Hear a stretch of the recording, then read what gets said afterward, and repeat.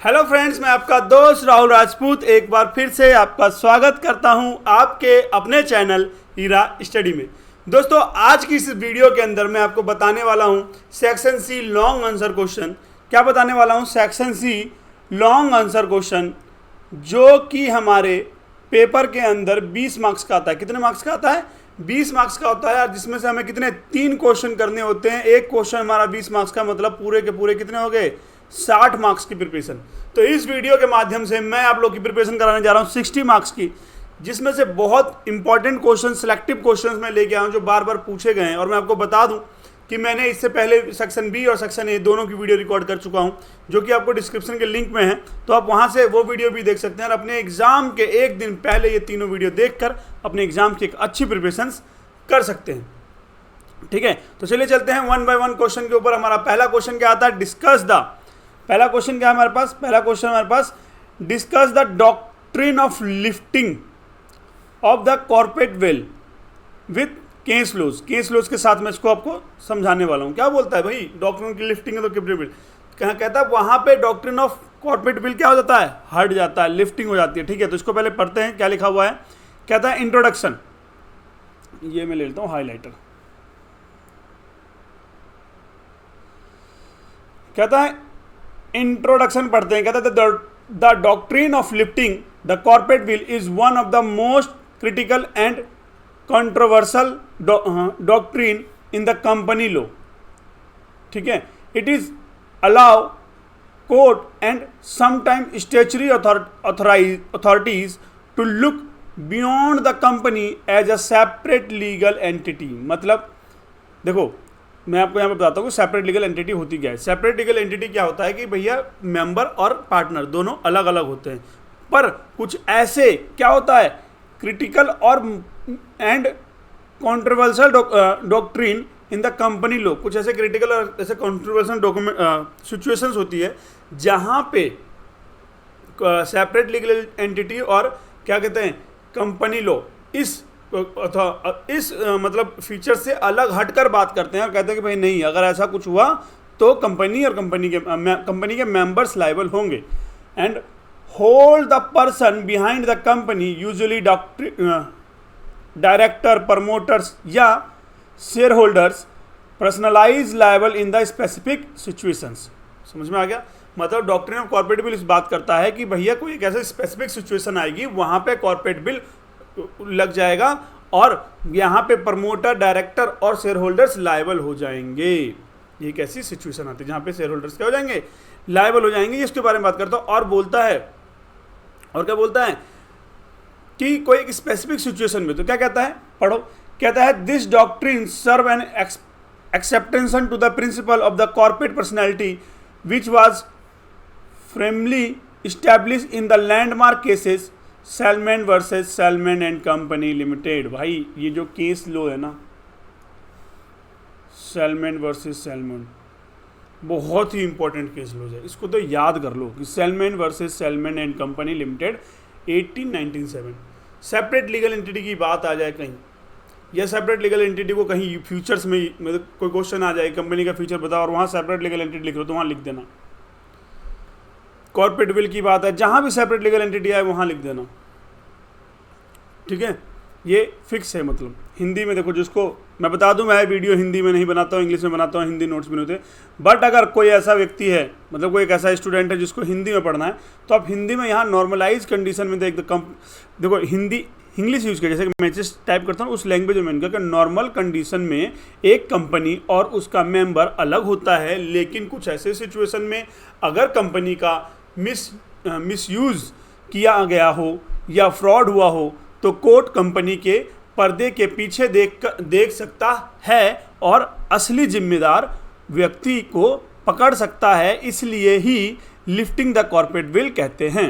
मतलब वही भैया कि लिफ्टिंग द कॉर्पोरेट बिल का मतलब हुआ कि जो कॉर्पोरेट बिल, जो पर्दा है ना कंपनी और कंपनी के मेंबर के बीच का, वो पर्दा हटा दिया जाता है और उसके पीछे डायरेक्टर, प्रमोटर, शेयर होल्डर जो भी हो उनको पकड़ा जा सकता है। मीनिंग ऑफ कॉर्पोरेट बिल, चलो हमारे पास बहुत सारे क्वेश्चन हैं और बहुत जल्दी कवर करना है, तो बोला गया meaning of corporate bill.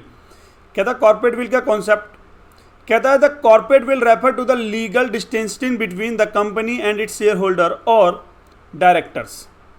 When the company is incorporated under the Company Act 2013, it become an artificial legal person capable of the owning property, suing or beyond sues separate from its member। मतलब कि भैया जैसे ही company incorporated हो जाता है वो एक separate legal entity हो जाती है, उस पर वो अपनी प्रॉपर्टी को खरीद सकता है, ऑनिंग द प्रॉपर्टी, सूइंग मतलब केस कर सकता है, और टू बी और बीइंग सूड मतलब उस पर भी केस हो सकता है, separate from the its member, वो मेंबर उसके में सेपरेट है।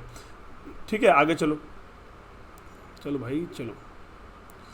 बोला गया रिलेवेंट सेक्शंस बता रहा हूँ। जब कॉर्पोरेट बिल की बात आए तो आप ये सेक्शंस लिख देना। देखो कई बार क्या होता है हमें समझ नहीं आता यार हम सेक्शंस कहाँ लिखें, कैसे लिखें, तो मैंने अपने इस नोट्स में ना सेक्शन को पहले एक जगह डिफाइन कर दिया। इससे क्या होगा, आप एग्जामिनर के दिमाग में ये बात डाल देंगे, सर देखो सेक्शन तो पता है कि ये सेक्शन है और इसका ये इफेक्ट पड़ रहा है, इसकी डेफिनेशन यहाँ है, ये फॉर्मेशन यहाँ पर है, तो इससे एग्जाम को लगता है कि नहीं यार बच्चे ने सेक्शन लिखा हुआ है और रिलेवेंट सेक्शंस करके अलग से हाईलाइट भी करी हुई है चीज़ें। इसलिए मैंने मेरे जो क्वेश्चन के फॉर्मेट देखोगे ना आप, एक क्वेश्चन का जो आंसर का फॉर्मेट दिया मैंने 1 to 1 करके दिया हुआ, एक एक चीज़ बिल्कुल डिटेल में बताई। तो आप ऐसे भी एक एक चीज़ देखो, नंबरिंग मत करो क्योंकि आपको लगता है कि नंबरिंग करें कहाँ क्या लिखें, आगे लिखना है पीछे लिखना है, कुछ नहीं, बस लिखो एक बीच में आंसर डालो, क्वेश्चन पेपर के बीच में ऊपर टॉप पे आंसर डालो, नीचे सोल्यूशन लिखना शुरू करो। पहले जो चीज़ें याद हो जाए, पहले डेफिनेशन याद आए, डेफिनेशन, इंट्रोडक्शन से याद आए इंट्रोडक्शन, ठीक है, लिखना चालू कर दो। चलो क्या कौन सा सेशन कहता है, effective of registration company become a corporate body. भाई सीधी सी बात है, जैसी कंपनी अगर रजिस्टर्ड हो जाती है वो एक क्या बन जाती है, कॉर्पोरेट बॉडी बन जाती है। सेक्शन 220 के अंदर कंपनी की डेफिनेशन दी गई है। Section 3 formation of the company है ना, फॉर्मेशन ऑफ द कंपनी मतलब कंपनी को कैसे फॉर्म बनाना है ये बात करता है ना। बोलता है principle of the separate legal entity. Separate legal entity principle को मैंने बताया था कि भाई ये सेलमेंट वर्सेस सेलमेंट के अंदर एक्सप्लेन किया गया है, ठीक है। ये केस कब का है, 1897। देखो लास्ट का ये चीज़ आपको याद नहीं रहेगा, बट 1897 अगर आप लिख के आते हो तो बहुत इफेक्टिव होता है। इसका फैक्ट क्या है, फैक्ट लिखा हुआ है, ये आप लोग रीड कर लीजिएगा, ठीक है, ये आप लोग फैक्ट को रीड कर लीजिएगा। हेल्ड भी यूज़ कर लेगा, की प्रिंसिपल भी आप यूज़ करेगा, हिंदी समरीज। देखो अब आप कहोगे सर ये रीड क्यों करना है, अरे भाई केस लो है जिसके अंदर फैक्ट बताया गया कि Salmon for the company the sold the business to he was major share holder and the also. होता क्या, देखो मैं एक स्टोरी बताता हूँ कि सेलमेंट जो होता है ना, सेलमेंट की कंपनी खोलता है और उस कंपनी का सबसे ज़्यादा मेजर शेयर होल्डर्स होते हैं। और जब बात आती है कि कंपनी डूबने वाली तो सेलमेंट क्या करता है, सारा का सारा पैसा लेके चला जाता है, ठीक है, क्योंकि 51% उसके शेयर्स होते हैं। तो बाहर के जो डेटर्स होते हैं, जो लाइबिलिटी होती है, वो बोलते हैं कि भाई ये क्या कर रहा है, तेरी कंपनी है, पहले पैसा तू ही लेगा, लॉस तो हमारा हो, पहले पैसा हमारा देना। जो सेलमेंट कहता है देख भाई कंपनी और मैं दोनों अलग हैं, अगर कंपनी का लॉस हुआ तो मैं अपना पैसा लूँगा, क्योंकि कंपनी और वो क्या है तो सेपरेट लीगल एंटिटी है। तो बस यहाँ पे वही है, पूरा लिखा हुआ, आप इसको पढ़ लेना, ठीक है।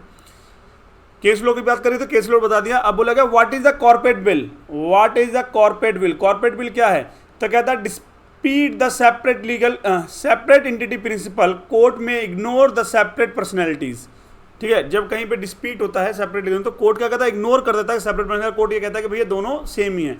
Of the company in case of the fraud, misconduct, illegal activities and hold the director और share holder personally liable, this is a called lifting और प्रीसिंग द कॉर्पोरेट बिल। देखो क्वेश्चन अगर आपके पास आए ना कि लिफ्टिंग द कॉर्पोरेट बिल, तब तो आपको समझ में आ जाएगा कि सर ने बताया था, पढ़ाया था, ये वाला होगा, ये वाला आंसर यहाँ लिखेंगे।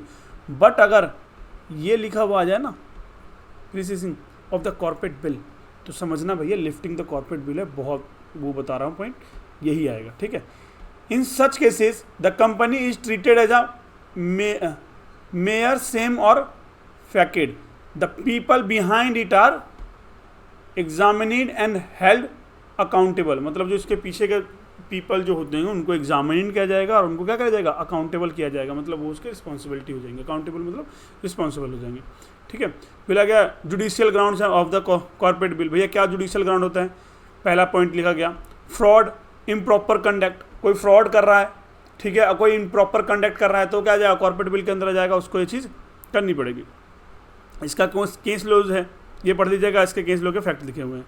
फिर दूसरा बोला गया इविजन ऑफ लीगल ऑब्लिगेशंस, है ना, लीगल ऑब्लिगेशंस को क्या कर रहा है, वो चोरी कर रहा है, हटा रहा है उसको, है ना। Only to void a legal liability, legal liability जो भी बनती है उसको वो क्या कर रहा है, वॉइड कर रहा है। कोर्ट में भी dispute its corporate natures, Jones versus Lipman, ये उसके केस लॉज है, ये केस लॉ पढ़ लेना, इसमें कुछ मतलब कोई बहुत बड़ी चीज़ नहीं है।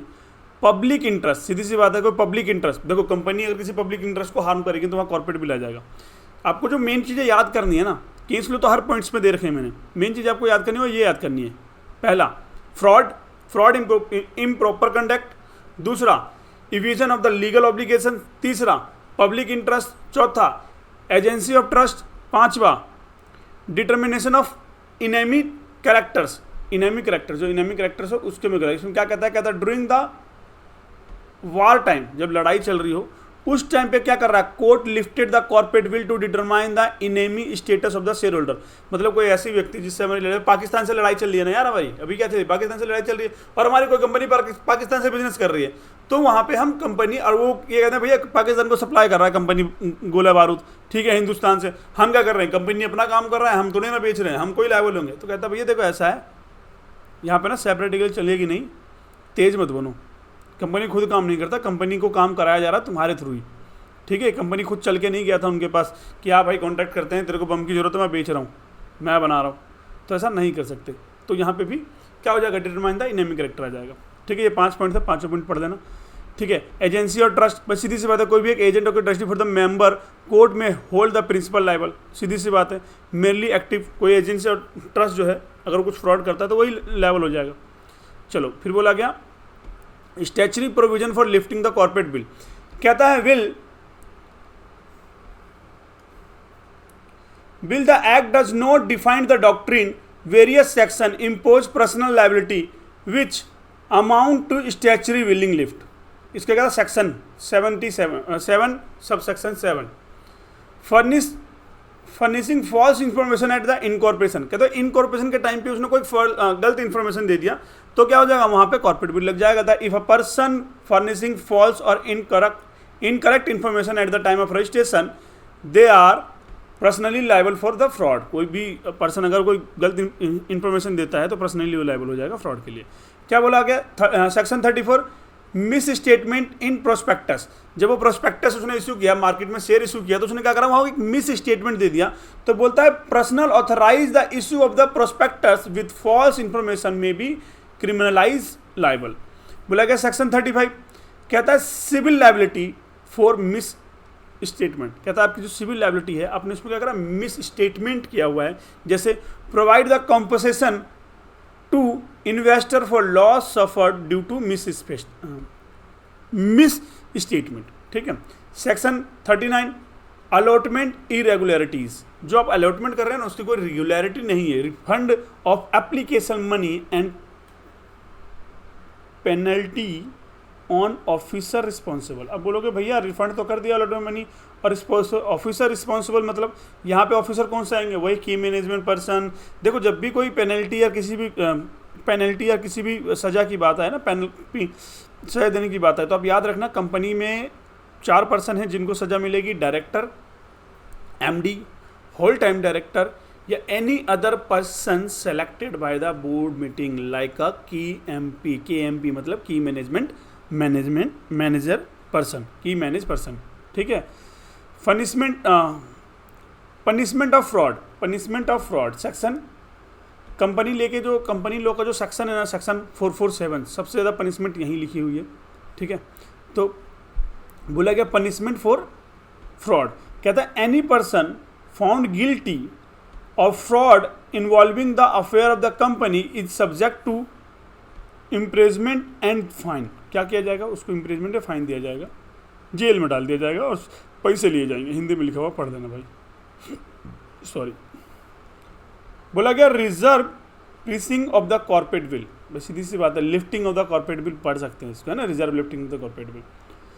बोला गया this is the opposite concept of the share holder liability is the prospected by company assets are held liable for the act is share holder, कहता है लायबल हो जाएगा कंपनी के एसेट्स इसके शेयर होल्डर के लिए।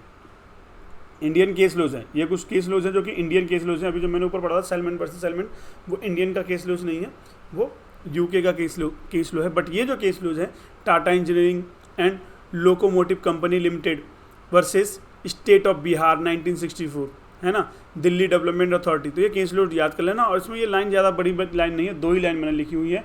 held that corporate entity must be respected but will may be lifted the legal obligation of the being defected. यहाँ पे जो लीगल ऑब्लिगेशन था वो कंपनी ने नहीं किया था, तो वहाँ पे कॉर्पोरेट बिल हटा दिया गया और उनके डायरेक्टर को, और जो उनके डायरेक्टर हुए, जो उनके की मैनेजमेंट पर्सन हुए, उनको लायबल माना गया. ये कुछ केस स्टडीज थे. बोला गया van veil is not lifted. Van veil is not lifted, कहता है वैन कब लिफ्टेड नहीं होता. एडवांटेज ऑफ द डॉक्ट्रिन, भाई देखो, कहता है when veil is not lifted. चलो, कहता है courts respect the corporate veil unless strong reason existed. कहता है वो रिस्पेक्ट करता है कॉर्पोरेट बिल का, है ना, और ये तब होता है जब उसके पास स्ट्रॉन्ग रीजन एग्जिस्ट करता हो. In make case even if one person hold all share, courts refuse to lift the veil if the company acts properly. Company जब एक्ट कर रही होती है प्रॉपरली, ये एक बहुत स्ट्रॉन्ग लेवल है, तब जाकर उसका कॉर्पोरेट बिल नहीं होगा, है ना. Advantage of the doctrine prevent misuse of the corporate structure, promote transparency and the accountability, provide remedies for fraud and illegal conduct. फिर क्या बोला, क्या criticisms of the, वही है lack of unity. क्या होता है criticism of the doctrine, क्या है, कहता है court use discretionary power, है ना, discretionary power,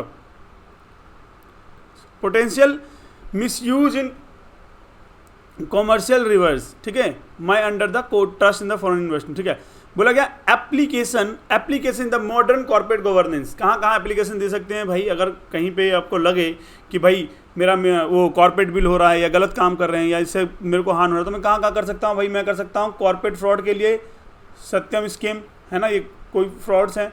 money laundering through the shell companies, बिनामती ट्रांजेक्शन्स, ये ऐसे कोई केसेस हैं, ठीक है, जहाँ पे कॉर्पोरेट बिल का गवर्नेंस हुआ था. फिर बोला गया regularity and statutory body and the will lifting. भाई कौन सा है, ट्रैकिंग ब्लैक मनी. क्या पर्पस है ब्लैक मनी को ट्रैक करने के लिए. Identify the beneficiary owners, imposing the penalty of the wrong doors. ठीक है, ईडी सेबी, ये सब क्या है, ये सब इसके अंदर काम करते हैं. ठीक है, मैं उम्मीद करता हूँ कि मेरी जो वॉइस है ना आप लोगों को बहुत अच्छे से आ रही है और उसमें वॉइस में कोई दिक्कत नहीं है. मेरी वीडियो की वॉइस में आप लोगों को कोई दिक्कत नहीं है, बहुत अच्छे से आ रही होगी.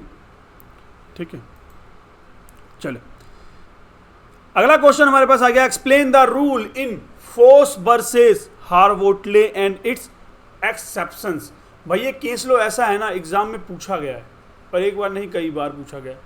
ठीक है, और बहुत ही इंपॉर्टेंट क्वेश्चन है, बहुत इंपॉर्टेंट क्वेश्चन है. एक लैंडमार्क केस मान लो इसको कि Foss versus Harbottle and its exceptions. कहता है इसमें क्या केस हुआ था, क्या कुछ हो, सब बताते हैं, सब पढ़ेंगे हम. ठीक है, कहता है the rule is Foss versus Harbottle 1843 is the cornerstone principle in the corporate law that protects the majority rule. ये प्रोटेक्ट कर रहा था, क्या करता, majority rule. Company management its govern the manner in which corporate wrong are address outline who may bring और action in such cases. Access लिया गया. बोला गया will the rule emphasizes that the company is the proper planful in the action for the wrong done to it. This doctrine is not absolute. Court have involved exception to the safeguard minority shareholders and ensure justice in situation where the majority may miss their powers. एक minute, miss there powers, इसको हिंदी में यहाँ पे explain किया होगा, आप इसको पढ़ लेना. कुछ नहीं कह रहा कि भाई ये जो फोर्स वर्सेस हार्वोटले में बहुत सारे कॉर्पोरेट लॉ के रूल्स को प्रोटेक्ट किया गया और उसके जो कॉर्पोरेट रॉन्ग है ना उसका इसने मिसयूज़ किया, पावर का मिसयूज़ करके मेजॉरिटी लेवल पर इसने मिसयूज़ किया पावर को. ठीक है, बोला गया था landmark case Foss's versus Harbottle 1843 two Hare 461 two और हेयर कितने में 461 डेट लगी है इसके अंदर. ठीक है, ये हेयर मतलब डेट लगी, जिसके अंदर तारीख पे जा रहे हैं, तारीख जज साहब. तो वही वाली बात है कि कितनी तारीख देनी है.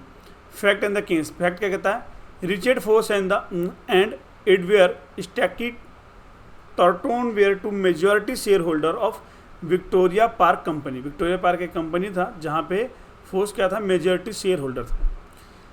द अलेगाइज the director misapplied of the company found the brought suit on the behalf ऑफ themselves and other majority shareholder. The complaint was about corporate mismanagement and loss to the company. ये क्या बोला उसने कि एक मेजॉरिटी शेयर होल्डर था और director misrepresent का कंपनी ने क्या करा, फंड किया, मेजॉरिटी शेयर होल्डर को वो कर दिया, केस कर दिया। ठीक है, suit on behalf of themselves majority share holder. भाई कंपनी ने कुछ गलत काम किया और केस किस पे हुआ, शेयर होल्डर पे हुआ। ठीक है, गलत काम करने की वजह से। डिसीजन क्या निकल के आया, डिसीजन पढ़ लेना है, बहुत ही वो लिखा हुआ था, court of the scenes of the obligation only of the company find the not individual share holder the court of dismiss that suit. Court ने क्या करा, इस केस को क्या कर दिया, डिसमिस कर दिया। लीगल प्रिंसिपल स्टैब्लिश क्या करी गई, बोला गया प्रॉपर पेनल्टी रूल्स। क्या था, if a wrong done the company alone can sue. ठीक है, कंपनी अगर गलत कर रहे हो, अब गलत करो, कंपनी पे भी अकेला केस किया जा सकता है। Majority rule principle, if some term can be ratify the majority court should not interfere.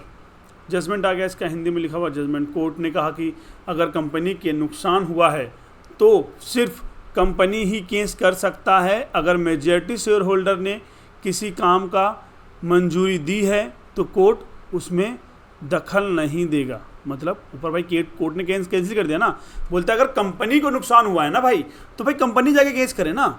Majority share holder कैसे, अगर मैं कोई मेजॉरिटी शेयर होल्डर हूँ, कंपनी के अंदर डायरेक्टर भी होंगे, सीईओ सीएफओ, ठीक है, मैनेजमेंट पर्सन भी होंगे, पर मैं ऐसा कुछ नहीं, तो मैं जाके केस नहीं करता हूँ, कंपनी केस करेगी अपने नाम से।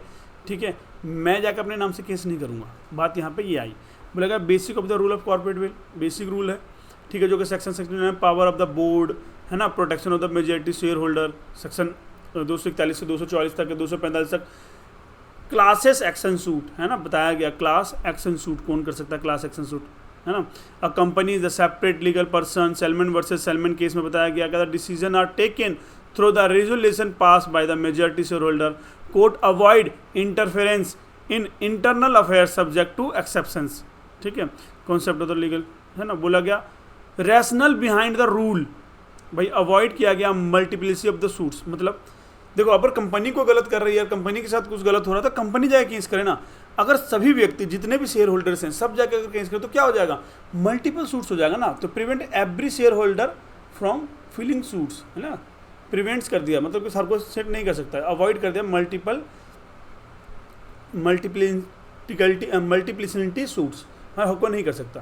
प्रिजर्व मेजॉरिटी रूल है ना, democratic decision making in the company है ना, मेजॉरिटी रूल में कर रहा है। प्रमोट मार्जिनल इफिशिएंसी, कहता है director can act without fear of the constant of litigations. भाई इससे क्या हो गया कि जो डायरेक्टर होगा विदाउट काम कर सकता है ना भाई, सबको। अब देखो, मान लो एक काम को करने के लिए 10 लोग हैं, 10 लोग 10 तरह की बातें बोलेंगे।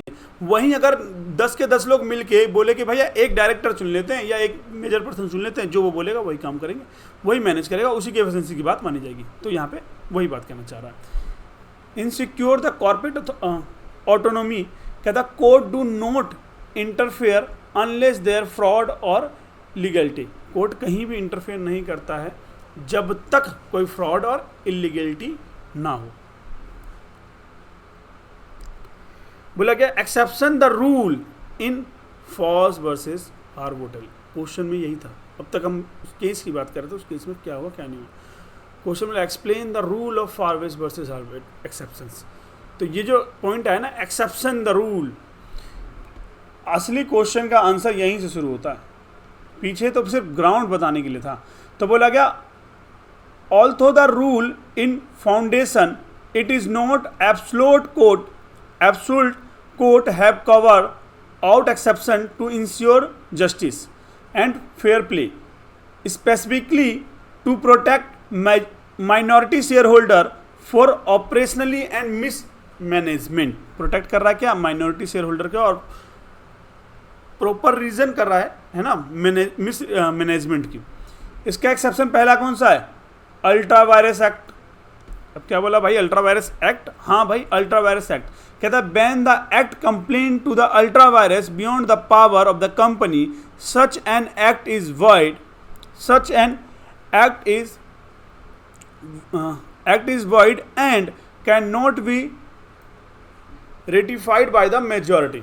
मेजॉरिटी रेटिफाइड यहाँ पे नहीं करेगा। मतलब ऐसा नहीं है कि सब कंपनी सब शेयर होल्डर ने इकट्ठा कर लिया, बोला कि भाई ये वाला काम करते हैं, तो वो वाला काम तब किया जाएगा जो लीगली होगा। इलीगली होगा तो वहाँ पे अल्ट्रा वायरस लग जाएगा और वो काम को नहीं कर सकते, चाहे उनकी बेशक मेजॉरिटी क्यों ना हो, है ना। इसका केस लो है Bharat insurance company limited and Kanhaiya Lal. तो आप इसके केस लो को याद कर लेना, इसको पढ़ लेना। बोला गया कंपनी एक्ट रेफर्स, कंपनी ने एक्ट रेफर किया ऑब्जेक्ट क्लाउज ऑफ मेमो, ठीक है, clause action against ultra vires actions.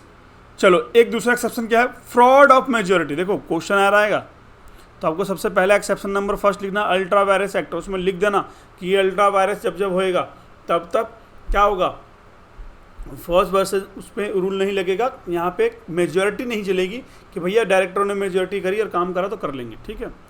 दूसरा आएगा fraud on minority.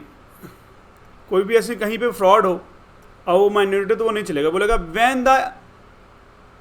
when the alleged wrong in the fraud community by the majority shareholder and the wrongdoer are themselves in control of the company, they cannot be expected to sue themselves। मतलब themselves मतलब क्या होगा, समझो कि वो case नहीं कर सकता है अगर वो कोई फ्रॉड कमिटेड कर रहा है, फ्रॉड कमिटेड कर रहा है by the majority share holder. Majority holder share holder अगर वो फ्रॉड कमिट कर रहे हैं तो ऐसा नहीं होगा, उसमें केस नहीं किया जाता, उसमें केस किया जा सकता है, ठीक है। बोला गया इसका इसके अंदर सेक्शन दे रखा है कि सेक्शन 477 के द्वारा कंपनी एक्ट 2013 में कब क्या होगा। फिर बोला गया exception number 3 acts required specific majority.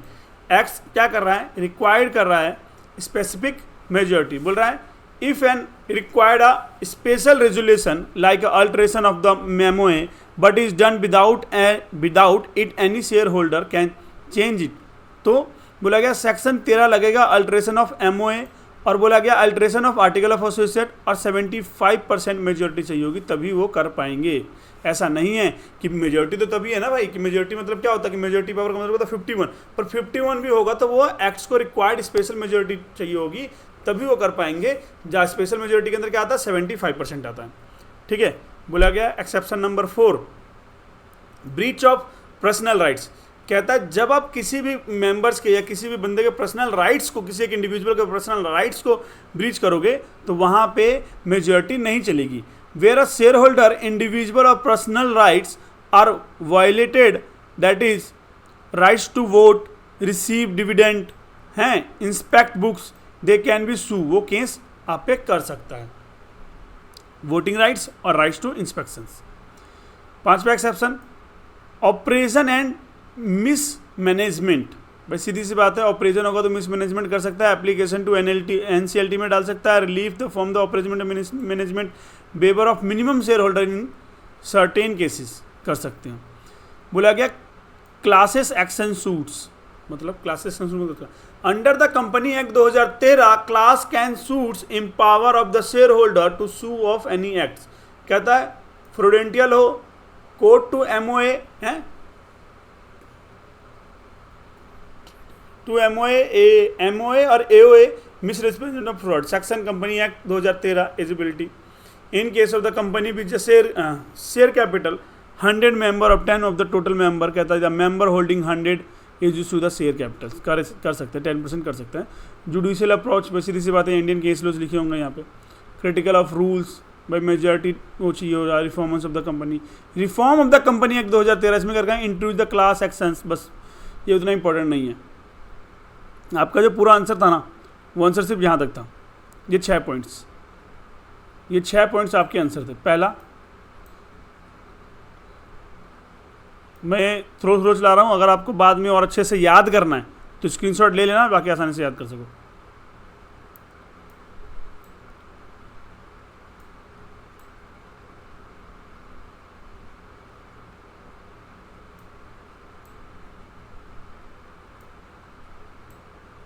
ठीक है, ये आपके 5 पॉइंट के आंसर थे।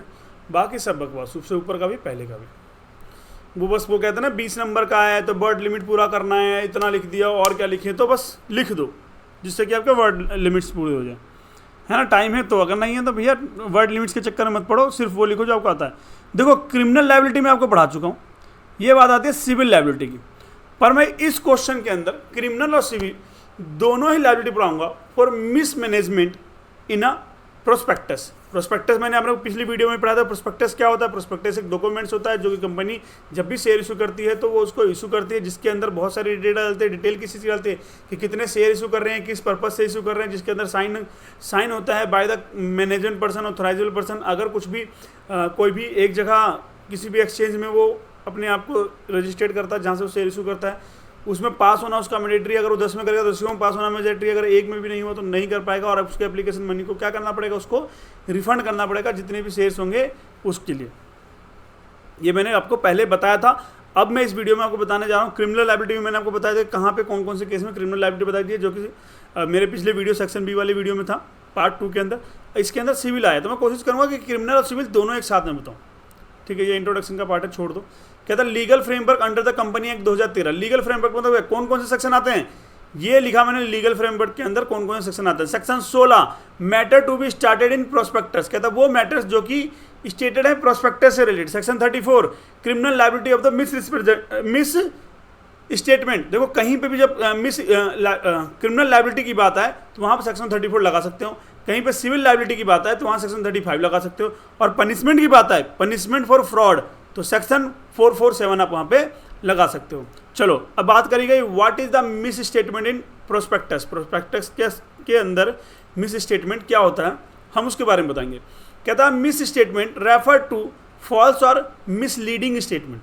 क्या करता है, किसको करता है, रेफर करता है फॉल्स और मिसलीडिंग स्टेटमेंट या an omission of the material fact of the can mislead investor. मतलब आप बोले भैया सर हम भूल गए ये वाली डिटेल प्रोस्पेक्टस में डालना, हमारी गलती नहीं है, ये हमसे भूल हुई है, पर फिर भी उसको मिस स्टेटमेंट ऑफ प्रोस्पेक्टस में ही काउंट किया जाएगा। एग्जाम्पल, इफ अ कंपनी से its profit have double in the last year but still not true, this statement is miss statement. हाँ, कंपनी कुछ भी कह सकती है भाई। अब कंपनी कल को अडानी शेयर लेकर अरे भैया मेरा श्रीलंका से कॉन्टैक्ट हो चुका है, हम श्रीलंका को कोयला ट्रांसफर करने जा रहे हैं, कलकत्ता से करेंगे, श्रीलंका को भेजेंगे, 100 रुपये खरीदेंगे, 2000 का बेचेंगे, ये डाल के मार्केट में शेयर उसने इशू कर दिया, तो ये मिस स्टेटमेंट है। बोला जी भैया प्रॉफिट हुआ 200 है, बोल रहा 2000 करोड़ का प्रॉफिट हुआ है हमें, और बोले कि सर वो जीरो लग गया एक्स्ट्रा, हैं भूल गए, गलती से लग गया, समझ रहे हो, भूल गए गलती से लग गया, तो हम यहाँ पे बोल सकते हैं। या ये कह दे कि सर 200 CR जबकि हुआ हो 200 लाख, ठीक है, और बोले कि सर वो लाख की जगह ना CR जब हमने कॉपी पेस्ट किया था ना वो लग गया प्रोस्पेक्टस के अंदर, जिसकी वजह से गलती हुआ। तो वो तरीका होता है ऐसा देने का जिससे कि सामने वाले प्रोस्पेक्टस जो पढ़े वो उसकी तरफ आए और बाद में कोई दिक्कत है तो वो बोल सकें ऐसा, है ना। ये मिस स्टेटमेंट, पर ये मिस स्टेटमेंट फ्रॉड में आता है, यहाँ पे कंपनी के बंदे क्या होंगे, लायबल होंगे। बोला गया criminal liability for miss statement in prospectus. कहता है क्रिमिनल लायबिलिटी क्या होती है, मिस स्टेटमेंट ऑफ प्रोस्पेक्टस, क्योंकि हम जो बात करने जा रहे हैं हम सिविल लायबिलिटी और क्रिमिनल लायबिलिटी दोनों की बात करें, किसके बिहाफ पे, मिस स्टेटमेंट इन प्रोस्पेक्टस के बिहाफ पे। तो मैंने पहले पढ़ा कि प्रोस्पेक्टस के अंदर मिस स्टेटमेंट का मतलब क्या है, मैंने आपको बता दिया कि प्रोस्पेक्टस के अंदर मिस स्टेटमेंट का मतलब है कि प्रोस्पेक्टस के अंदर एक गलत इन्फॉर्मेशन देना, ठीक है, जो कि उसने जानबूझ के दिया है, गलती से दिया है, या भूल गया है कि दिया ही नहीं उसने।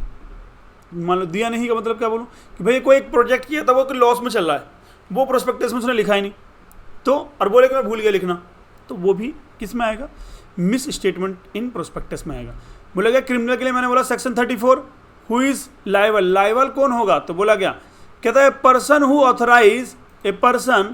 Authorise the issue of prospectus which include any untrue और मिसलीडिंग स्टेटमेंट या कॉन्क्लीन एनी मटेरियल फैक्ट्स।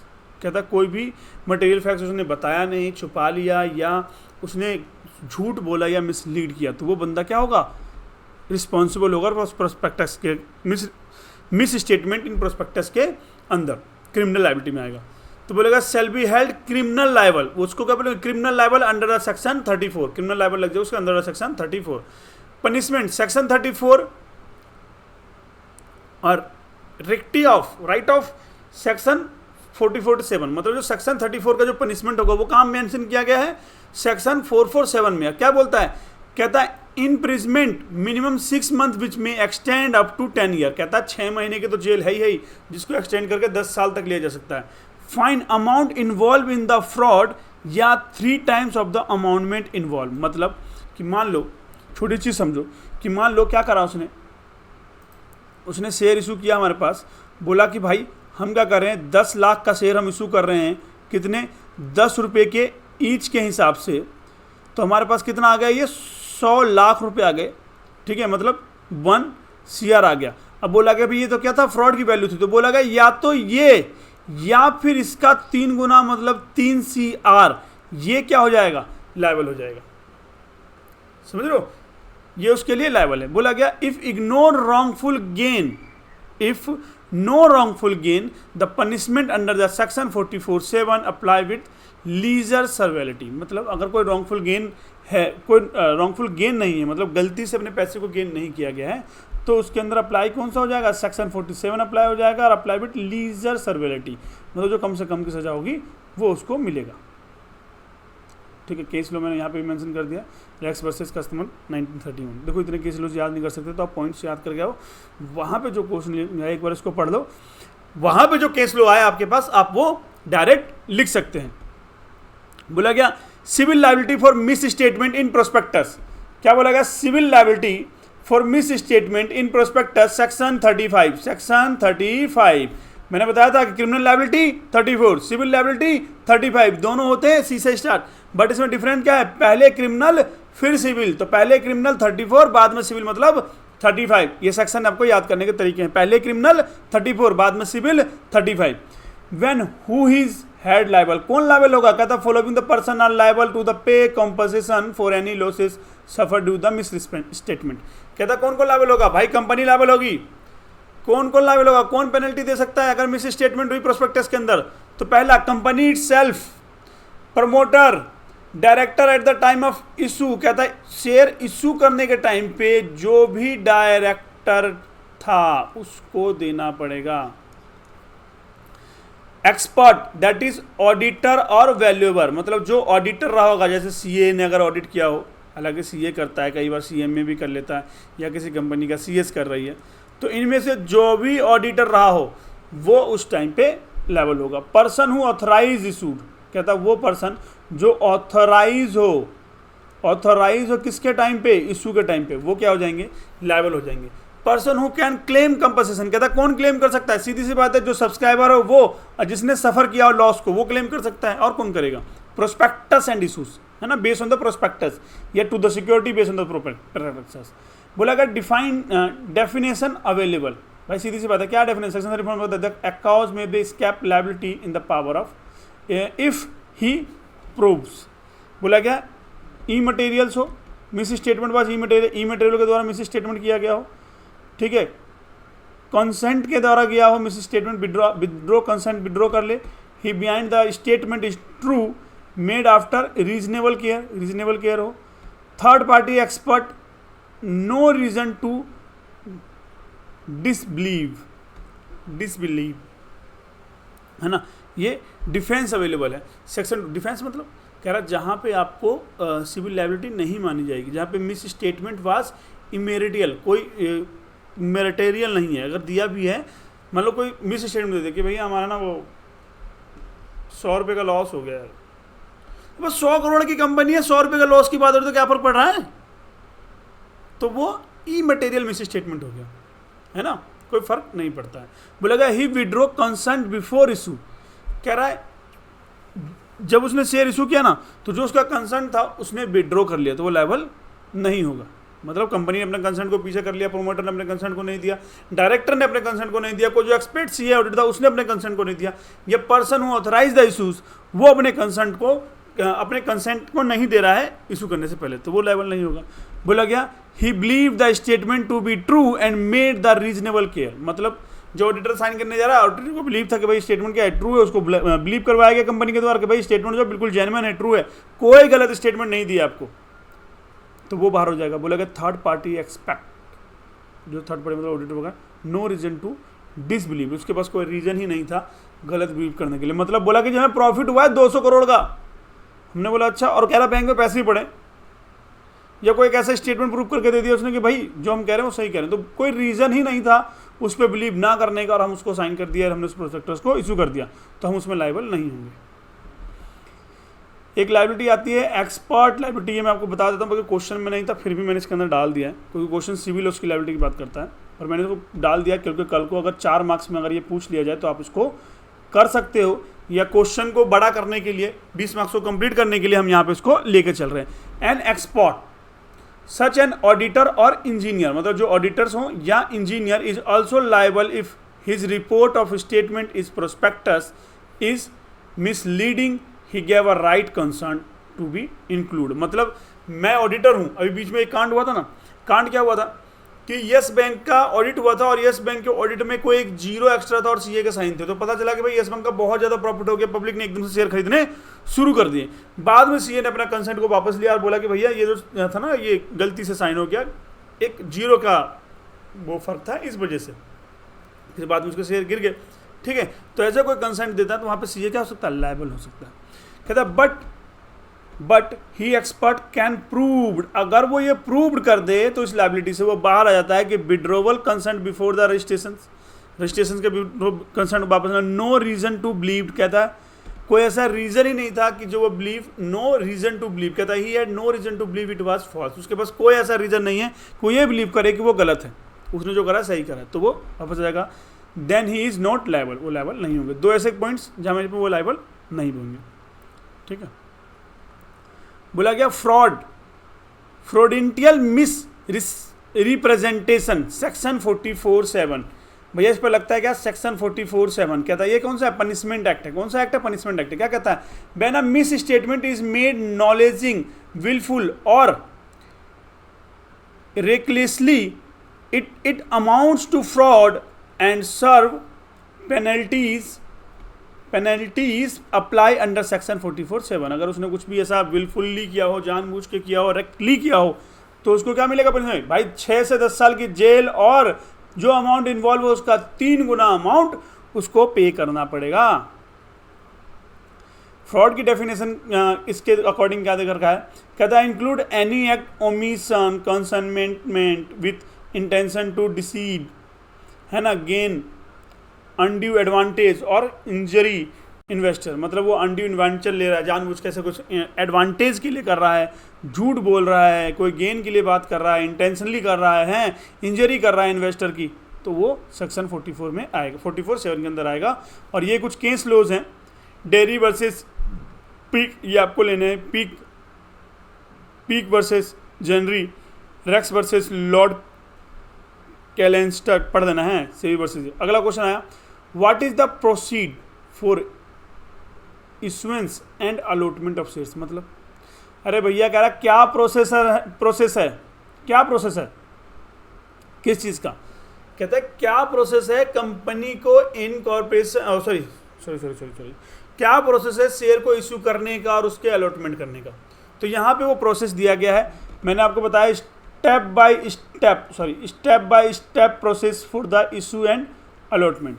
क्या पहला स्टेप ऑथराइज एंड प्लानिंग, क्या करें, ऑथराइजेशन एंड प्लानिंग। कहता check the article of associate, article of associate में क्या चेक करेंगे, कहता ensure AOA authorize share issue, कहता आपने एओ आपको ऑथराइज करता है कंपनी को शेयर इशू कर सकता है, ये चेक करना पड़ेगा। If not amend it by special resolution, article को क्या करने पड़ेंगे, अमेंड करेंगे, किसके द्वारा amend,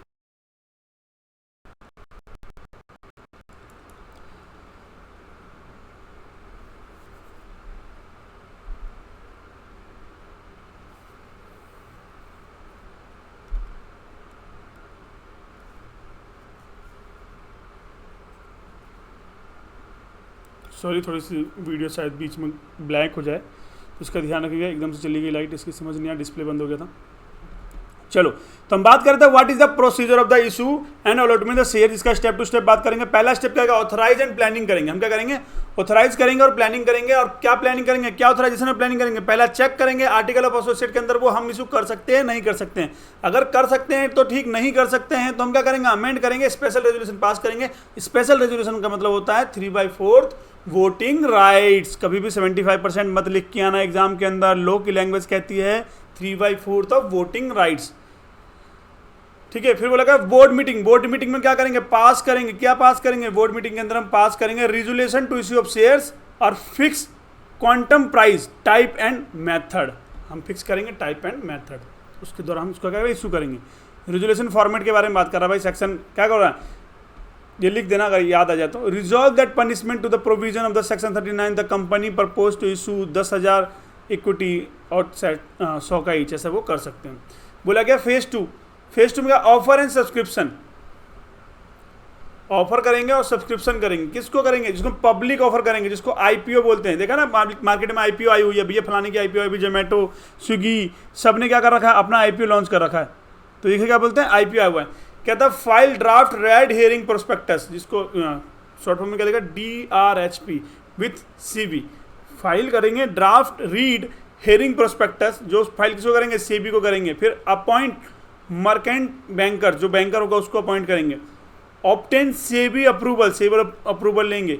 publish the final prospectus, final जो प्रोस्पेक्टस होगा पब्लिक कर लेंगे ताकि पब्लिक उसको पढ़े और समझे और फिर मन बनाएगा मुझे इन्वेस्ट करना है। Receive application money through the ASBI, ज़्यादा नीचे तक चला गया, मतलब जो एप्लीकेशन मनी जो स्टीट करेगा वो account of saving bank account में, मतलब सेबी के बैंक अकाउंट में लेंगे। राइट इशू करेगा, हाँ राइट इशू करेगा, साथ के साथ क्या जो एग्जिस्टिंग शेयर होल्डर होंगे उनको सबसे पहले ऑफर देगा एग्जिस्टिंग शेयर होल्डर को, और राइट इशू करेगा minimum 15 days maximum 30 days notice.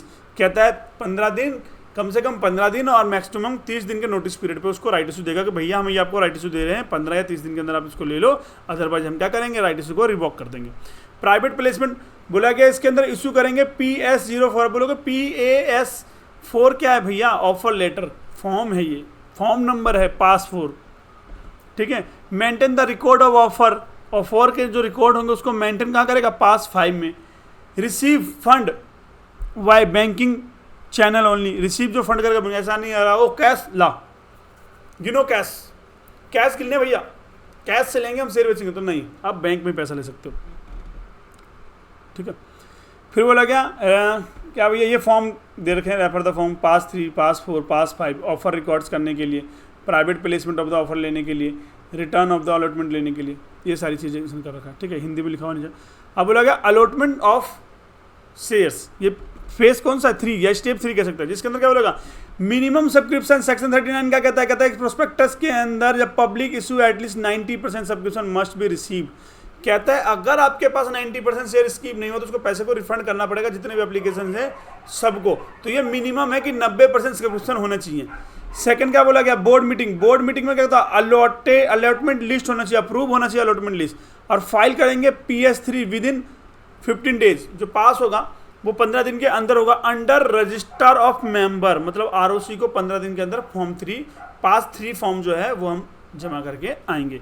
बोलेगा share certificate section 46, share certificate के बारे में कहाँ बताएगा 46, शेयर सर्टिफिकेट होता है क्या, शेयर सर्टिफिकेट एक डॉक्यूमेंट्स होता है जो कि ये बताता है कि हमारे पास हम एक्चुअल ओनर हैं इतने शेयर्स के कंपनी के, ठीक है।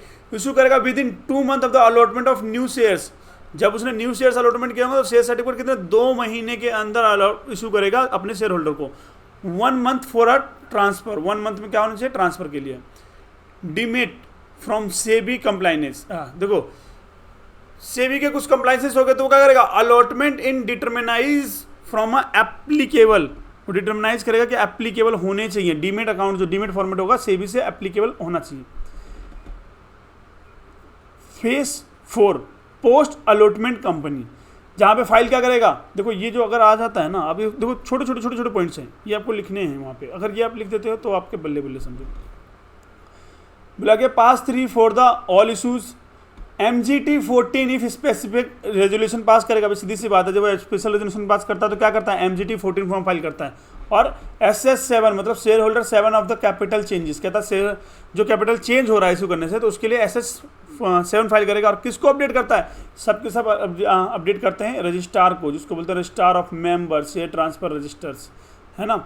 Make a necessary entity in a book of accounts, कहता है जितनी भी एंट्री है सब बुक सब अकाउंट्स में होंगी। पे स्टम्प ड्यूटी इफ एप्लीकेबल, कहता है अगर कोई इसका स्टम्प ड्यूटी है तो वो उसको पे करना पड़ेगा। सबके दिन पीरियड दे रखा है, कहता है पास 3 को फाइल करना है 15 दिन में, कहता है MGT को फाइल करना है 30 दिन में, SS को करना है 30 दिन में, ऑफ कैपिटल चार्जेस रिजोल्यूशन और अलॉटमेंट के लिए। अब बोला कि जब आप शेयर इशू करते हो तो बोलते हैं SEBI regulation for the listed company. भाई सेबी के कुछ रेगुलेशन है ना लिस्टेड कंपनी के लिए, तो क्या रेगुलेशन है? पहला बोला गया सेबी ICDR रेगुलेशन 2018 कहता है पीओ हो, IPO हो या FPO प्रोसीडर करेंगे, प्राइस ब्रांड क्या क्या होना चाहिए उसके अंदर, प्राइस होना चाहिए, बैंड होना चाहिए, ऑफर स्ट्रक्चर होना चाहिए, मार्केटेबल बैंकर होने चाहिए। सेबी क्या कहता है? लोड LODR लोड रेगुलेशन 2015 कहता है disclose on allotment to stock exchange, stock exchange के अंदर उस अलॉटमेंट को क्या करेगा? डिस्क्लोज करेगा। Listing agreement requirements submit all detail with in 24 hours, सारे डिटेल जितने भी होंगे सबके सब क्या करेगा? वो 24 घंटे के अंदर जमा करेगा।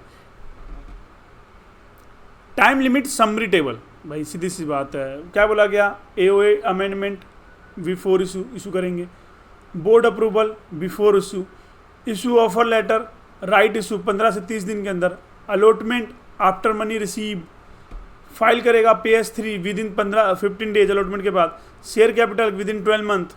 बस अब बोलेगा भैया अगर वो ना कर पाए तो penalty for the non compliances क्या क्या होगा? कहता है last late a PAS 3 filing, कहता है 1000 या maximum 5 lakh, unauthorize capital void under section 42, कहता है कोई अनऑथराइज है ना तो वो वॉइड हो गया allotment. Incorrect allotment refund with the interest, कहता है अगर इनकरेक्ट अलॉटमेंट है तो उसको रिफंड करना पड़ेगा विद इंटरेस्ट। किसको रिफंड करेंगे भैया? इन्वेस्टर को रिफंड करेंगे और किसको करेंगे? नॉन कंप्लायंस विद सेक्शन 39 कहता है refund and punishment under fraud, ये करना पड़ेगा। बोलेगा section 450 if no specific penalty provide then 10,000 plus 1,000 रुपये per day contain of the default. ये कुछ हमारे इंडियन केस लॉज हैं, ये पढ़ लेना। बोलेगा प्रैक्टिकल एग्जाम्पल से ये पढ़ लेना, प्रैक्टिकल एग्जाम्पल क्या कुछ नहीं, ये भी क्या एक मतलब एग्जाम्पल है, पेपर में लिखने का काम आएगा। चलो मैं आपको बता देता हूँ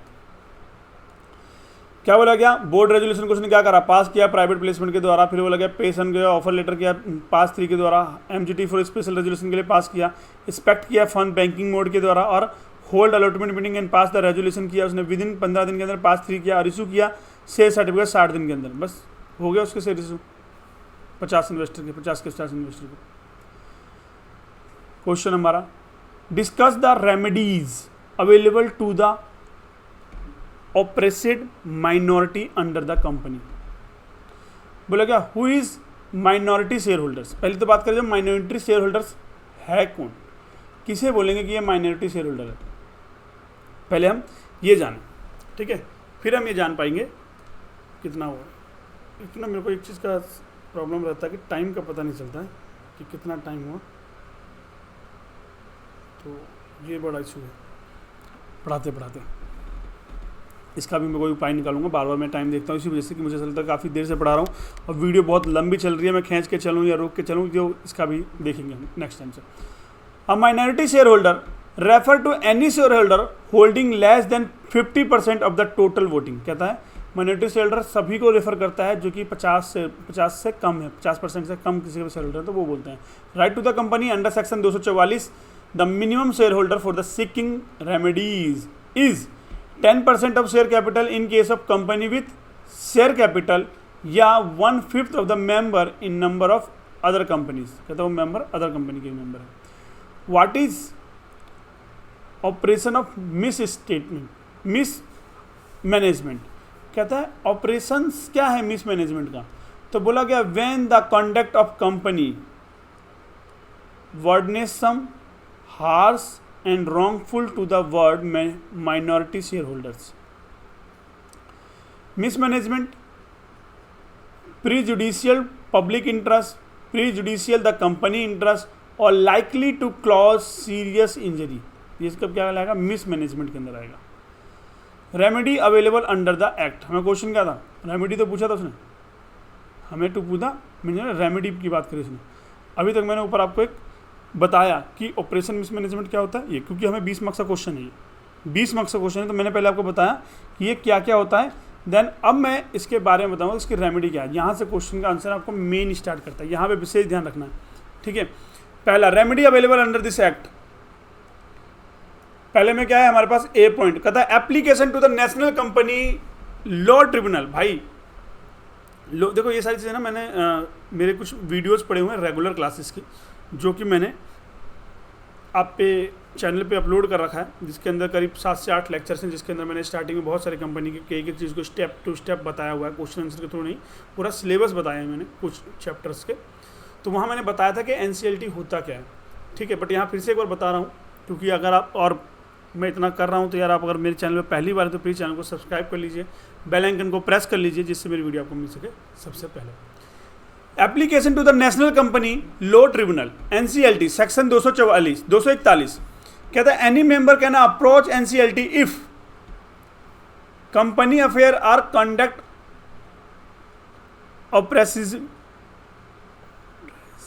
ऑपरेसिबली there mismanagement affective their interest. कहता है उसके उनको क्या करता है, इफेक्ट करता है। तो आप एप्लीकेशन डाल सकते हैं, क्या करते हो, रेमेडीज क्या है मिसमैनेजमेंट की। मिसमैनेजमेट की रेमेडीज है कि आप NCLT में एप्लीकेशन डाल दो भाई। NCLT has the power of under the section 242 to regular the conduct the further affair of the company, remove the managing director of the director. कहता है NCLT के पास पावर है कि भैया डायरेक्टर को रिमूव कर सकता है। Order share purchase the majority of minority. कहता है मेजोरिटी शेयर होल्डर को ऑर्डर दे सकता है कि जो माइनॉरिटी शेयर होल्डर उनसे परचेज कर लो भाई शेयर। रिस्ट्रिक्टेड शेयर ट्रांसफर, कहता है शेयर ट्रांसफर को क्या कर सकता है, रिस्ट्रिक्टेड कर देगा कि आप अपने शेयर को ट्रांसफर नहीं कर सकते हो, चाहे आप पब्लिक कंपनी ही क्यों ना हो। क्योंकि मैंने आपको बताया था कि प्राइवेट कंपनी क्या होता है, रिस्ट्रिक्टेड होता है शेयर ट्रांसफर करने में, उसके अंदर सिर्फ 200 बंदे होते हैं जिनको वो शेयर दे सकता है, बाकी वो पब्लिक ऑफर नहीं कर सकता। बट यहाँ पे पब्लिक कंपनी है, मतलब लिस्टेड कंपनी है, उसको भी NCLT ये ऑर्डर दे सकता है कि आप अपने शेयर को ट्रांसफर नहीं कर सकते हो, रिस्ट्रिक्टेड हो। और कैंसिल और मॉडिफाई एग्रीमेंट, और जो एग्रीमेंट है उसको कैंसिल करें और मॉडिफाई करें। राइट टू अप्लाई सेक्शन 244, ये रेमेडीज है, ये भी ऑपरेशन मिसमैनेजमेंट का बोलता है। Prevent miss use of the remedy only member holding करता है। कहता 10% और मोर शेयर कैपिटल। कहता 20% in number of total number in case of no share capital can be file petition. Tribunal में allow application even if these threshold aren't meet, है ना, threshold को meet नहीं करता है। तीसरा क्वेश्चन क्या कहता है, reliefs that can be claimed, क्या बोलेगा,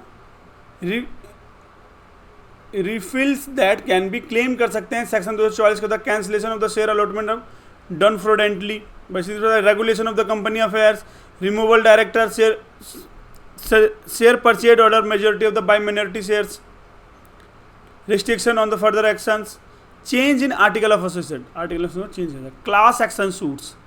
देखो क्लास एक्शन का मतलब क्या होता है, एक व्यक्ति केस करे और पूरा का पूरा ग्रुप मिलकर केस करे तो उसको क्लास एक्शन बोलते हैं। Member of dispute can be filed class action suit if company conduct harmful share holder collectivity, या डायरेक्टर ऑडिटर या एडवाइजर एक्ट नेग्लिजेंटली। कहता है क्लास एक्शन प्रोवाइड कर सकता है, कंपनसेशंस मिलेगा, इंजेक्शंस मिलेगा, ऑर्डर अगेंस्ट फर्दर मिसडीड्स।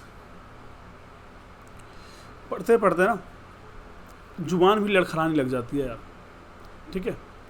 फिर बोला गया इन्वेस्टिगेशन, भाई सेक्शन 233 NCLT के पास ऑप्शन है कि वो इन्वेस्टिगेशन कर सकता है। Company business being carry out fraud, default, management is guilty या फ्रॉड या मिसकंडक्ट, या member are being approached, oppressed कर रहे हैं, ठीक है।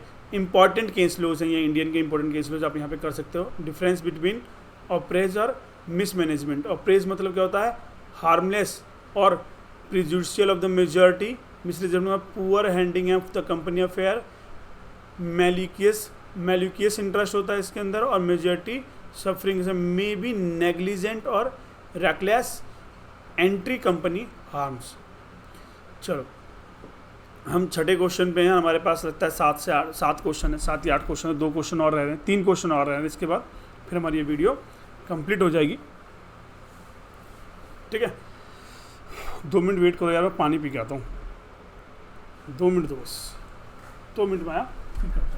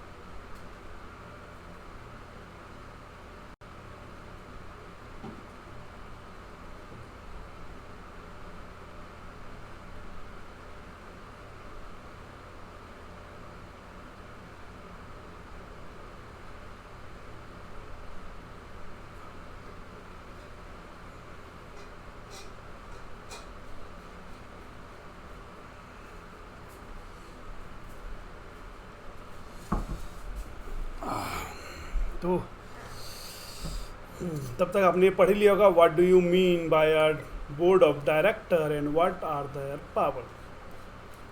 भाई बोर्ड ऑफ डायरेक्टर तो हम बोलते हैं, पर मेन चीज़ है कि भाई क्या है बोर्ड ऑफ डायरेक्टर और क्या है इसकी पावर, हम इसके बारे में बात करेंगे आज, है ना, कि बोर्ड ऑफ डायरेक्टर क्या है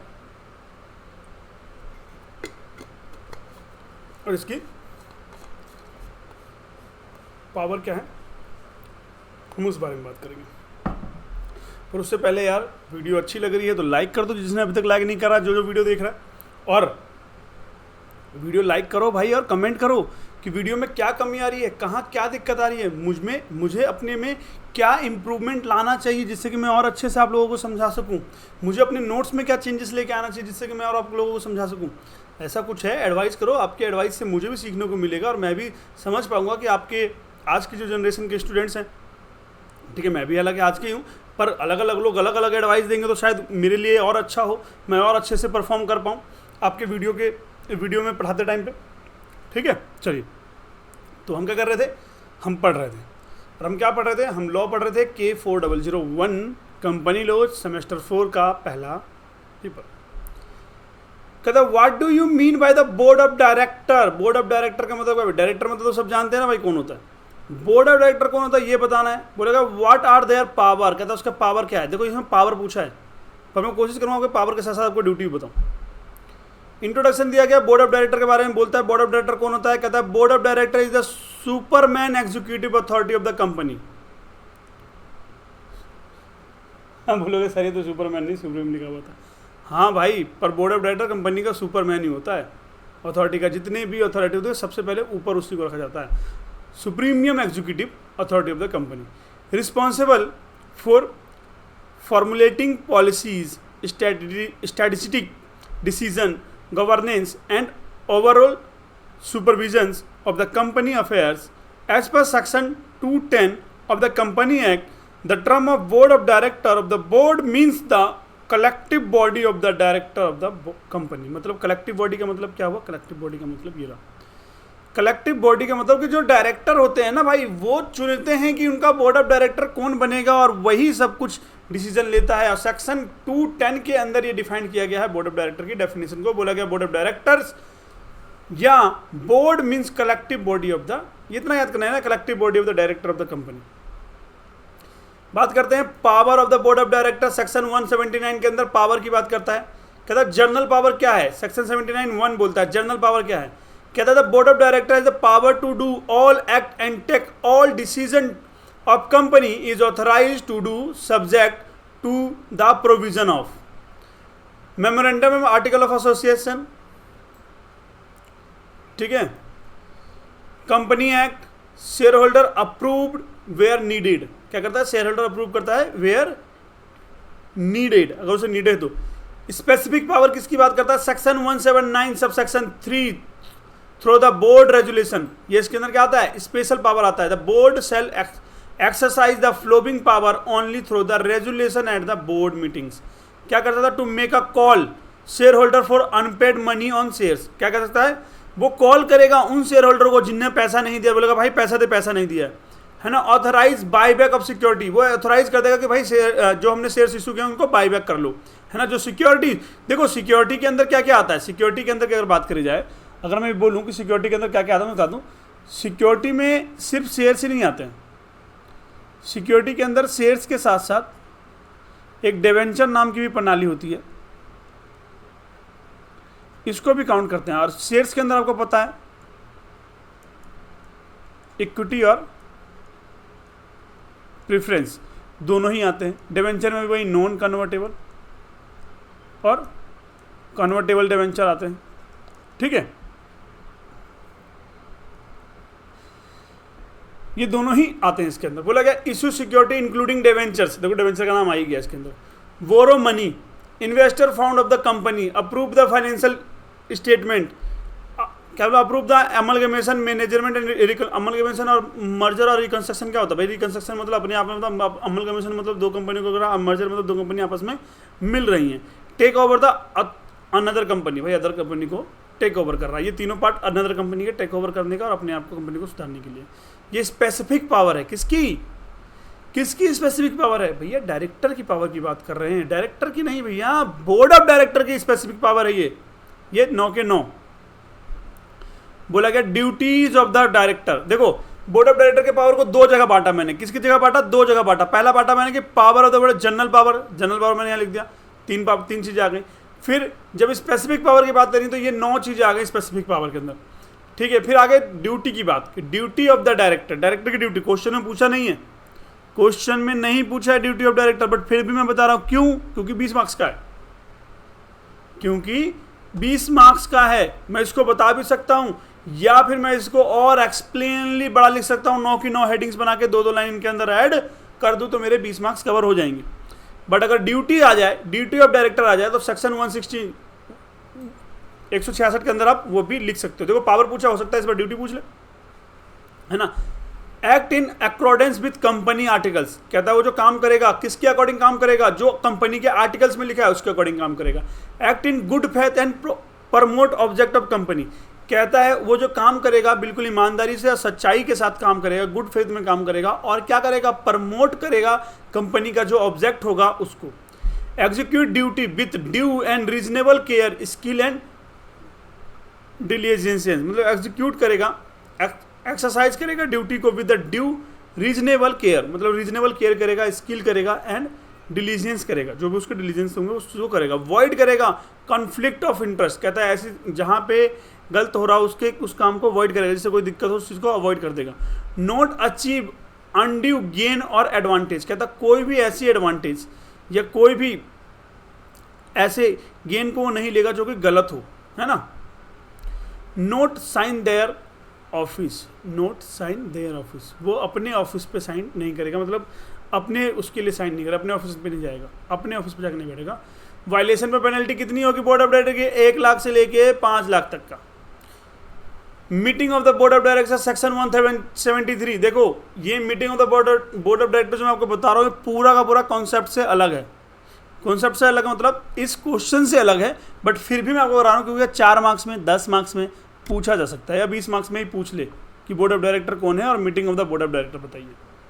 तो बोला गया फर्स्ट बोर्ड मीटिंग कब होता है? With in 30 days of the incorporation, जिस दिन इनकॉर्पोरेशन होगा उसके 30 दिन के अंदर पहली बोर्ड मीटिंग करनी पड़ेगी। Minimum 4 meeting every year on each quarter, मतलब पूरे साल में आपको 4 के 4 बोर्ड मीटिंग करने हैं और ये हर एक क्वार्टर के अंदर होना चाहिए, चाहे क्वार्टर के स्टार्टिंग में करा लो चाहे क्वार्टर के लास्ट में करा लो। अब बोला गया gap between 2 meeting should not exceed 120 days, कहता है जो उनके बीच का गैप हो ना वो 120 दिन से ज़्यादा नहीं होना चाहिए।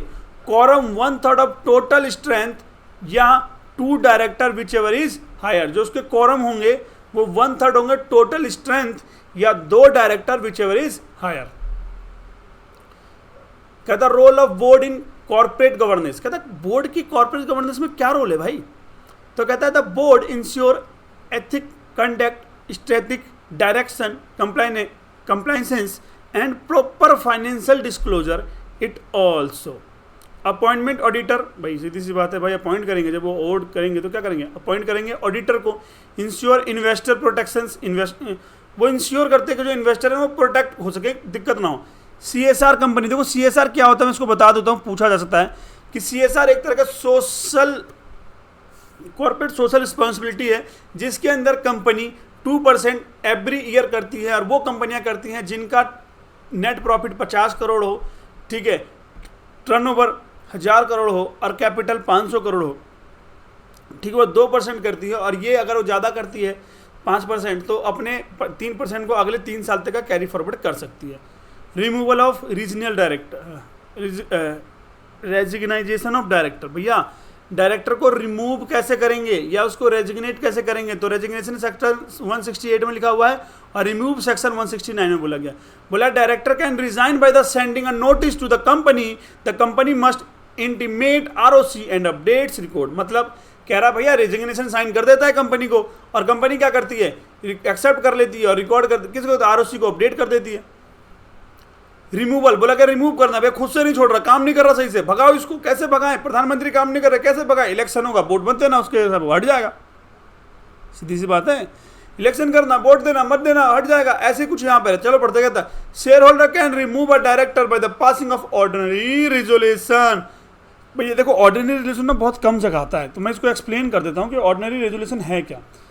कहता है ऑर्डिनरी रेजोल्यूशन का मतलब 1/2 मोर देन, मतलब 1/2 का मतलब होता है 50%।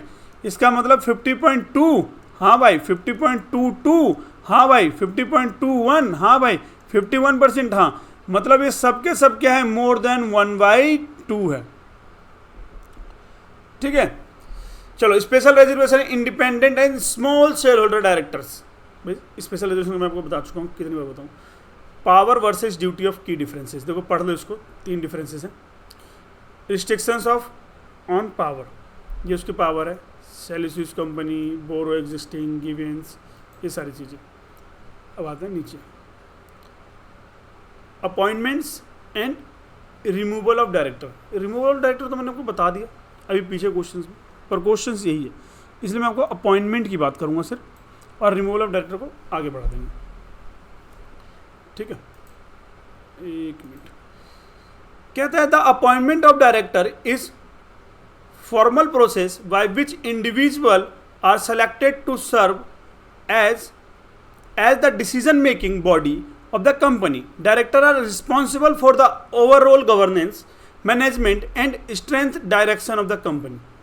मतलब ये क्या था? अरे बाबा ये क्या हो गया? अरे ये इंग्लिश पढ़ के चला गया भाई। टाइप्स ऑफ डायरेक्टर की बात करी गई, बोला गया कि the appointment of director is the form process which the individual are select to serve as a decision making body of the company. क्या करता है?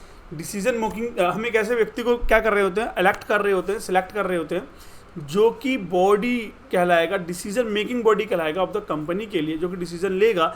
डायरेक्टर रिस्पॉन्सिबल होगा सभी गवर्नेंस के लिए, मैनेजमेंट के लिए, स्ट्रेंथ के लिए, डिसीजंस के लिए। वो क्या होगा? रिस्पॉन्सिबल होगा, उसको बोलते हैं appointment of director. Type of director बोला कि first director, subsequent director, independent director, nominal director. Independent director को इन डिटेल में मैंने बताया कि इंडिपेंडेंट डायरेक्टर क्या होता है, कैसे काम करता है। नॉमिनी डायरेक्टर जो कि नाम के लिए डायरेक्टर है, फर्स्ट डायरेक्टर कहता है, और फिर कहता है सब्सिक्वेंट डायरेक्टर। इन चारों डायरेक्टर को मैं आपको एक्सप्लेन कर रहा हूँ, यहाँ पे ध्यान से पढ़िएगा। कहता है the intention, the initial director of the company who are appointed by the subscriber of the company at the time of its incorporation. मतलब जब कंपनी इनकॉर्पोरेशन किया जाता है तभी सेलेक्ट किया जाता है, उसको बोलते हैं first director. Subsequently director appointed after the company incorporation.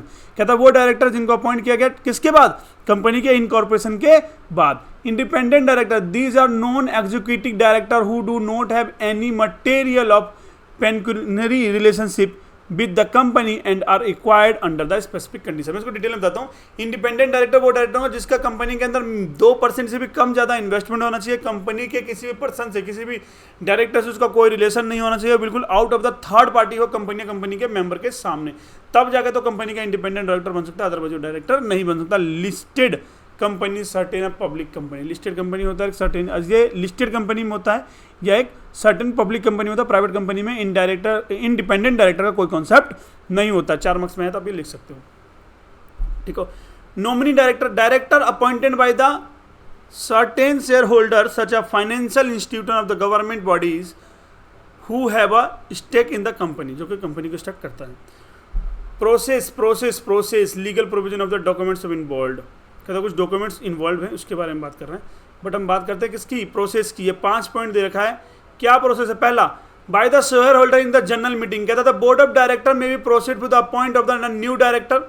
A specific resolution of the ordinary resolution must be passed of the annual general meeting on extraordinary general meeting depending on the type of company। कहता कौन कौन सी type of company है उसके according देखा जाएगा कि annual general meeting पास करना है या एक्स्ट्रा ऑर्डिनरी जनरल मीटिंग पास करना है डायरेक्टर को अपॉइंट करने के लिए, ठीक है। और स्पेशल रेजोल्यूशन और ऑर्डिनरी रेजोल्यूशन दोनों से कर सकते हैं।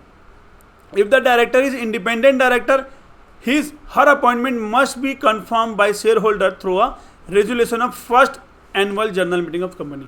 कहता जो पहला एनुअल जनरल मीटिंग कंपनी होगा ना, उसी में ही इसकी क्या करा जाएगा? अपॉइंटमेंट करा जाएगा इंडिपेंडेंट डायरेक्टर के लिए। बोला गया by the body of director for a vacancy of casual vacancy. कहता as per section 161 of the company act 2013 the board of appoint the additional director, alter director of the director to the file the casual vacancy clauses by a resignation, death, removal subject to the provision of the article of associates. Such appointment provision of the until from the shareholder at next general. मान लो क्या बोलता है कि board of director में select कर लिया, वो मर गया, खो गया, कुछ भी हो गया, उसके साथ गलत हो गया, रिमूव हो गया, तो जो सेकंड एनुअल जनरल मीटिंग होगा, ठीक है, उसमें उसकी वैकेंसी को फुलफिल करनी पड़ेगी, जिसको बोला जाता है board of director. By nominee in certain cases, कहता certain type of the company such those are institution of the share holder of the financial institute may have a director appoint the nominee director appoint by the investor और creditors. क्या करता है, जो कि invest करता है, appointed करता है इन्वेस्टर को और क्रेडिटर्स को, वो नॉमिनी डायरेक्टर होता है. Rotation for a public company, देखो जो रोटेशन होता है, बाय रोटेशन उसे पब्लिक कंपनी बोलते हैं. For a company with the share capital some director are the appointed on a rotation base as per section 152 subsection 6 on third of the director expect of the managing director MD या whole time director WTD must retire by the rotation act every AGM. Every AGM क्या होता है, rotate हो जाता है कि भाई आज ये डायरेक्टर है, फिर वो डायरेक्टर, तो हम चेंज करते हैं. देयर द रिटायरिंग डायरेक्टर में ऑफर देमसेल्व्स फॉर री इलेक्शन. जब भी कोई इलेक्शन होगा तो हर बार उसको री इलेक्शन कर सकते हैं. जब स्पेशल रेजोल्यूशन पास करके या ऑर्डिनरी पास करके हम जो भी एजीएम करेंगे उसमें रिमूव कर सकते हैं. कंसेंट किसकी चाहिए, as per section 152(5) individual must be give their consent for the act and director before being appointed. This the typical done by the. क्या बोलता है, DIR फॉर्म 2 के द्वारा वो क्या करेगा, फॉर्म भरेगा, RCO को अपडेट ROC को अपडेट करेगा और बोलेगा कि हाँ भाई मैं अपना कंसेंट देता हूँ इस कंपनी में डायरेक्टर बनने के लिए. लीगल प्रोविजन पढ़ लेना भाई, फॉर्म्स है ऊपर जो फॉर्म्स पढ़ाए थे मैंने, वही DIR 2 में क्या करेगा, 2 में 8 में सब में क्या करेगा.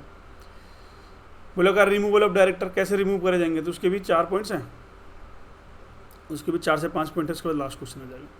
रिमूव कर सकते हैं, remove by the share holder. सीधी सी बात है, एक बोर्ड मीटिंग रखेंगे, whole time director managing director को हम कभी भी क्या कर सकते हैं, रिमूव कर सकते हैं. स्पेसिफिक नोटिस 14 दिन का नोटिस देके हम उसको रिमूव कर देंगे. सेक्शन 115 में ये बात कही गई है ना. Return a representation of the company be have.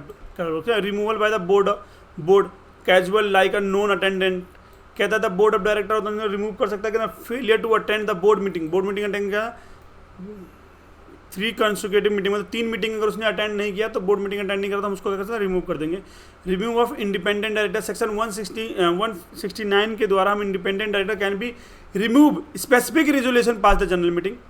और डिसक्वालिफिकेशन, भाई सीधी सी बात है, रिमूव करने का रीजन, पहला शेयर होल्डर रिमूव कर सकते हैं SR या OR पास करके, कितने दिन का नोटिस देके, 14 दिन का नोटिस देंगे सेक्शन 115 के अंदर. दूसरा रिमूव कर सकता है बोर्ड ऑफ डायरेक्टर, कब रिमूव कर सकता है, जब वो 3 बोर्ड मीटिंग अटेंड नहीं करता, हम उसको रिमूव कर सकते हैं. दूसरा क्या, इंडिपेंडेंट डायरेक्टर को रिमूव करना कैसे करेंगे, स्पेशल रेजोल्यूशन पास करेंगे और बोर्ड और NCR नेशनल रिकमेंडेशन कमेटी को हम इन्फॉर्म करेंगे और इंडिपेंडेंट को रिमूव कर. डिसक्वालिफिकेशन क्या मतलब अनसाउंड माइंड हो गया, किसी में गिल्टी हो गया, इंसॉल्वेंट हो गया, हम ना फेयरवेल टू रीपे डेप्ट हो गया, ठीक है, अनसाउंड माइंड हो गया, या फिल द फाइनेंशियल स्टेटमेंट हो गया, एनुअल रिटर्न्स फाइल नहीं कर पा रहा, तो हम उसको रिमूव कर देंगे.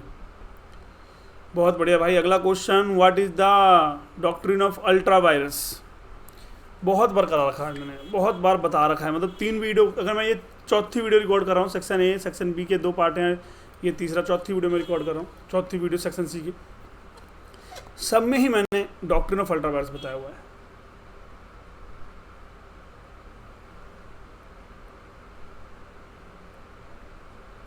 ऑलमोस्ट सब में ही बताया.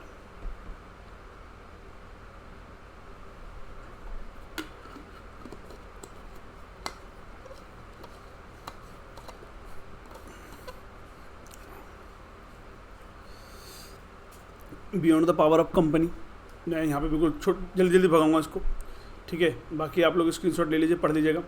अल्ट्रा वायरस का मतलब क्या होता है, beyond the power of company, जिसके अंदर मेमोरेंडम ऑफ एसोसिएशन में जो बातें लिखी हुई हैं उससे बाहर वो काम कर रहा है, तो उसके अंदर उसको मेंबर ऑफ कंपनी दोनों ही लेवल हो सकते हैं, ठीक है. मेंबर ऑफ एसोसिएशन के बारे में लिखता है, कहता है की स्पेक्ट, कहता है मेमोरेंडम ऑफ एसोसिएट, कहता है the character of the company, it defined of the company powers, object and scope, the company authorise by act within boundary defined the MO, कहता है MOA के अंदर जो बाउंड्री डिफाइंड है उसके अंदर ही काम करेगा, उससे बाहर काम करेगा तो अल्ट्रा वायरस आ जाएगा. क्वेश्चन क्या था अल्ट्रा वायरस के बारे में, ठीक है. दूसरा क्या बोला गया, कहता है वॉइड ट्रांजेक्शन, कहता है अल्ट्रा वायरस का जो ट्रांजेक्शन होता है वॉइड हो जाएगा अगर लीगल इफेक्ट है तो.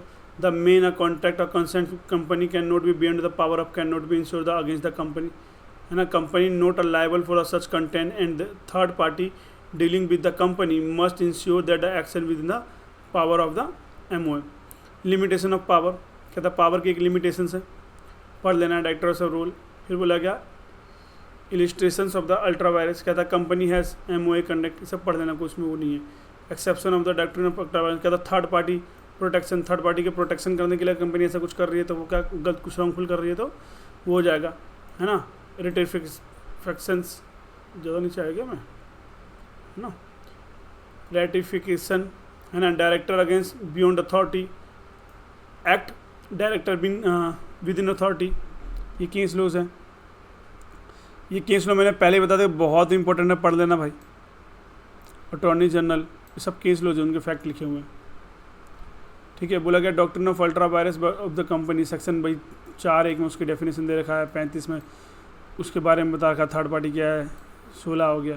ओके बस ख़त्म, कुछ नहीं था. देखो मैंने बहुत ज़्यादा कराया नहीं, मैं पेज ऊपर ऊपर करता चला गया क्योंकि भाई ये मैं ऑलरेडी पीछे की 3 वीडियो में करा चुका हूँ, तो आप उनको पढ़ लेना. ये तीसरी वीडियो है. अब बोलोगे सर पूरी वीडियो में तो आपने यही बोला है कि पहले करा रखा है, पहले करा. अरे तो भाई अगर करा रखा है तो पीछे की वीडियो जाके देखो ना. और यहाँ तक वीडियो अगर अच्छी लगी तो सब्सक्राइब भी करो, लाइक भी करो, शेयर भी करो, और बेल आइकन को तो प्रेस जरूर करना, जिससे कि मेरी वीडियो